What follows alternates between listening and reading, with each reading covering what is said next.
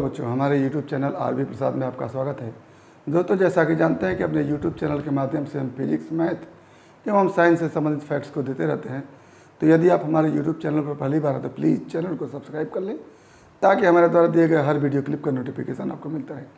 मित्रों, आज हम 11th फिजिक्स में ऋजुरेखीय पथ पर गति चैप्टर से एक टॉपिक को लेकर के आए हैं जो एक विमीय गति, द्विविमीय गति एवं त्रिविमीय गति के रूप में जाना जाता है, यानी motion in 1 dimension, 2 dimension and 3 dimension.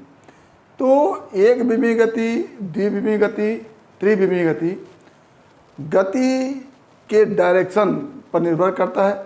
जैसे अगर हम निर्देशांक ज्यामिति, कोऑर्डिनेट ज्योमेट्री पढ़े हों तो उसमें 3 एक्सिस होता है। एक ये एक्स एक्सिस है, दूसरा ये वाई एक्सिस है और तीसरा इधर की तरफ जेड एक्सिस होता है, जिसको हम इस लाइन से दिखाएं।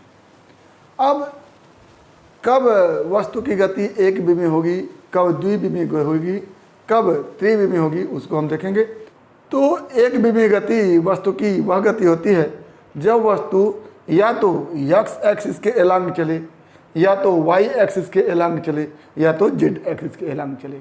यानी किसी एक एक्सिस के एलांग चले और दूसरे एक्सिस की तरफ न बढ़े। तो इस प्रकार की गति क्या होगी? एक विमीय गति होगी। जैसे अब वस्तु यहाँ पर है प्रारंभ में और ये गति करते हुए यहाँ पर पहुँच गया, तो ये देखिए एक्स एक्सिस की तरफ केवल चल रही है, वाई एक्सिस की तरफ नहीं जा रही है, न तो जेड एक्सिस की तरफ जा रही है। तो इस प्रकार की इसकी जो गति होगी वो एक विमीय गति, 1 डायमेंशनल मोशन होगा। इसी तरह से अगर वस्तु यहाँ पर है और वो समय के साथ इस तरह से गति कर रही हो, वाई एक्सिस के लंब यहाँ पर पहुँच जाए, तो यहाँ पर आप देख रहे हैं कि जो वस्तु में गति है वो केवल वाई एक्सिस के एलांग है, न तो एक्स एक्सिस की तरफ जा रही है, न तो जेड एक्सिस की तरफ जा रही है। तो ये भी क्या होगा? 1 डायमेंशनल मोशन होगा। और ये जो पहली वाली गति थी ये भी क्या होगी? 1 डायमेंशनल होगी। और अगर वस्तु यहाँ पर हो और केवल जेड एक्सिस के एलांग चले तो ये भी मोशन क्या हो जाएगा? 1 डायमेंशनल हो जाएगा। चूँकि हम जेड एक्सिस को इधर की तरफ दिखाए हैं, बोर्ड के परपेंडिकुलर इधर की तरफ नहीं दिखा सकते हैं, तो ये जो मोशन होगा, मान लीजिए कभी वस्तु यहाँ पर थी और ये इधर की तरफ जेड एक्सिस की तरफ चले, तो ये इसका जो मोशन होगा ये भी क्या होगा? 1 डायमेंशनल होगा। तो ये हमारा हो गया 1 डायमेंशनल मोशन। यदि वस्तु या तो एक्स एक्सिस के एलांग चले, या तो वाई एक्सिस के एलांग चले, या तो जेड एक्सिस के एलांग चले। किसी एक एक्सिस के एलांग अगर वस्तु चलती है तो उसका मोशन 1 डायमेंशनल कहलाता है। अब बात आती है 2 डायमेंशनल की। तो जैसे वस्तु यहाँ पर हो और चलते चलते ये वस्तु यहाँ पर चली आवे, यहाँ पर, तो अब देखिएगा ये कुछ एक्स की तरफ भी जा रही है और कुछ वाई की तरफ भी जा रही है।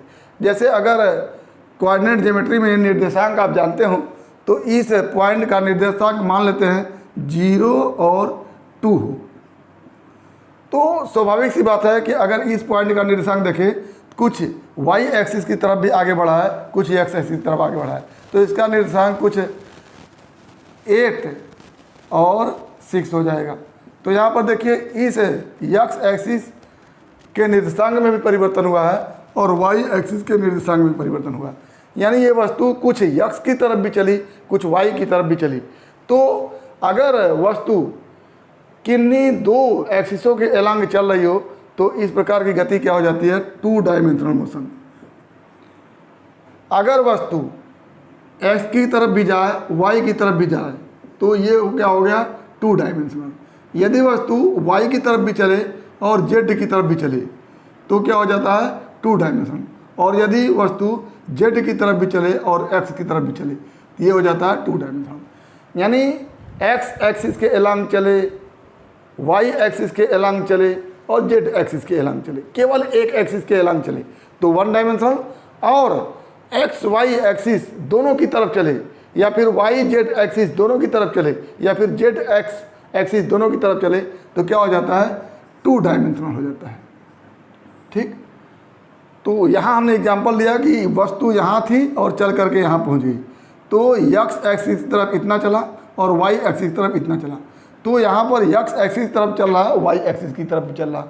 तो यहाँ पर कोई वस्तु अगर दोनों एक्सिस के एलॉन्ग चल रही है, कुछ x एक्सिस की तरफ, कुछ y एक्सिस की तरफ, या फिर कुछ y एक्सिस की तरफ, कुछ z एक्सिस की तरफ, या फिर कुछ z एक्सिस की तरफ, कुछ x एक्सिस की तरफ, तो इस प्रकार जो मोशन होता है वो होता है 2 डायमेंशनल मोशन।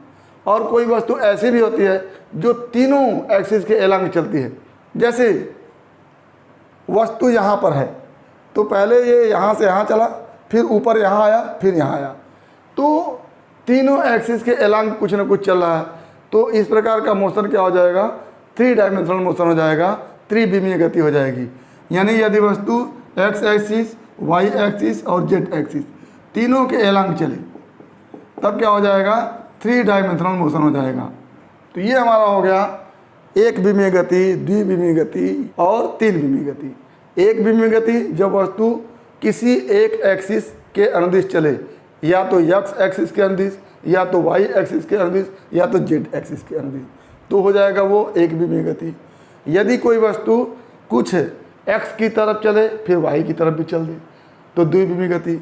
वस्तु y की तरफ चले फिर z की तरफ भी चले तो हो जाएगा द्विविमीय गति। और वस्तु z की तरफ भी चले और x की तरफ चले तो ये भी हो जाता है द्विविमीय गति। और जब वस्तु x एक्सिस के अलांग, y एक्सिस के अलांग, z एक्सिस के अलांग, तीनों के अलांग चलता है तो हो जाता है 3 डायमेंशनल मोशन, त्रिविमीय गति। उम्मीद करते हैं कि आपको समझ में आया होगा।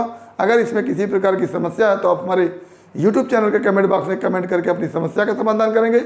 और यदि वीडियो क्लिप पसंद आए तो प्लीज़ लाइक करेंगे, शेयर करेंगे, साथ ही हमारे YouTube चैनल को सब्सक्राइब अवश्य करेंगे ताकि हमारे द्वारा दिए गए हर वीडियो क्लिप का नोटिफिकेशन आपको मिलता रहे। तो आज बस इतना ही। अगला टॉपिक अगले वीडियो क्लिप में एक बार फिर आपके भविष्य के लिए बेस्ट ऑफ लक। धन्यवाद।